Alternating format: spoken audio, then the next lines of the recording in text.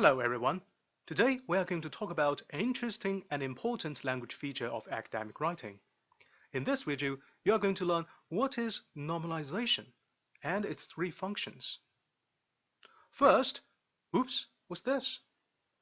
Wait a minute, what's this guy playing? Let's take a closer look. Aha! Lego. Nice choice. Well, I know some of you like to play Lego as well. It's one of the most popular toys around the world. With these tiny colorful plastic blocks, you can create almost everything. For example, a lovely house, a powerful bulldozer, a spaceship ready to be launched, or even the coolest superhero you have ever seen. Of course, to build them, you need to have enough Lego blocks. Just like to be a good academic writer, you need to master enough writing skills. One of the skills is quite similar to playing Lego blocks. That is using nominalizations. So, what is normalization? Normalization can be defined as changing a verb or other part of speech into a noun. For example, in this sentence, there are two normalizations. One is investigation, changed from the verb investigate. The other is importance, changed from the adjective important. From our reading materials, you may find that the heavy use of normalizations seems to be a typical feature of academic writing. Here comes the question. Why?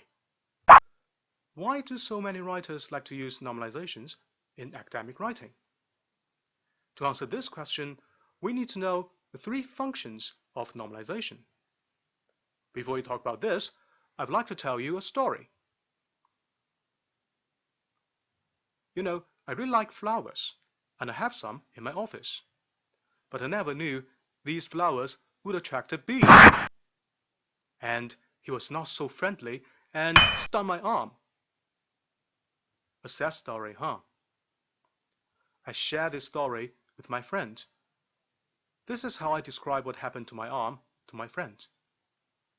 You can see that I used a few verbs, verb phrases, and personal pronouns, which is perfectly okay for a conversation between friends.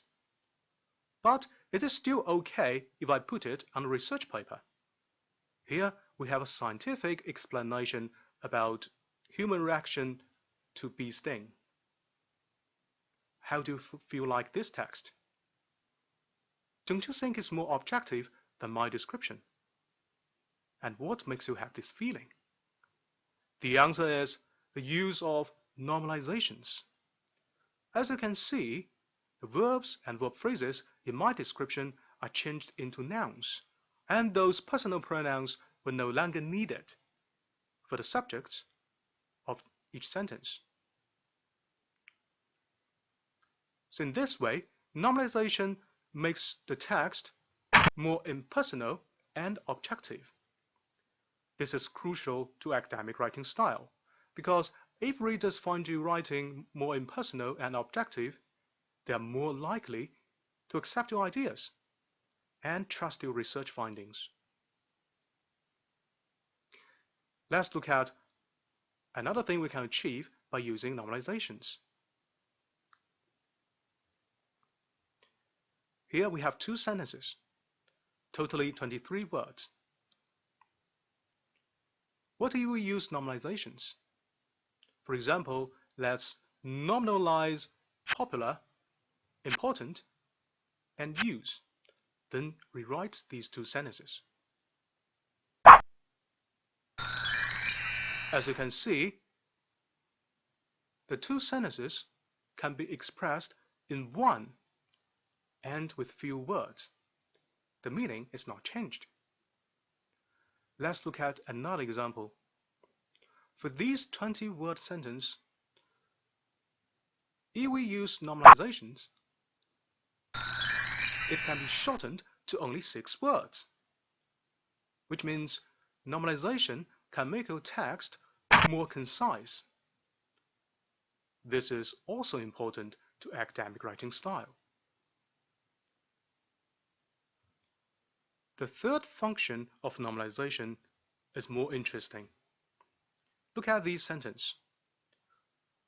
What if we use normalization to rewrite it? What about this? And we can rewrite it further like this. Have you noticed anything interesting? You see, by using normalizations, we can pack up the information in the first sentence into a noun phrase. So instead of ending the first sentence with a period, we can add more information to this noun phrase. You may ask, so what? Let's look at this table. From this table, you can clearly see that the space created by using normalizations and the potential to add more information. So this means you can express more things in one sentence and make your writing more efficient. So packing and adding information is another function of normalization. Actually, a noun phrase like this, which is made up of normalizations, is called a nominal group. So now, can you find a similarity between playing Lego and using normalizations? You know, a normalization is just like a single Lego block. If we put many of them together, we can have a Lego chunk. Just like putting a few normalizations together, we can have a nominal group.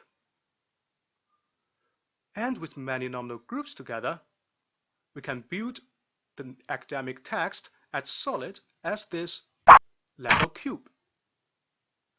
Because normalization makes the writing more impersonal and objective, more concise. You can also pack and add information by using normalizations. These are the three functions of normalization, and on our handout there are a few exercises. In the first exercise, I'd like you to revise the sentences with normalizations and make them impersonal, objective, and more concise. In exercise 2, you can practice adding and packing information as well. Alright, I hope you'll have fun with Lego and normalizations. But remember, don't do the two things at the same time. Till the next time, goodbye.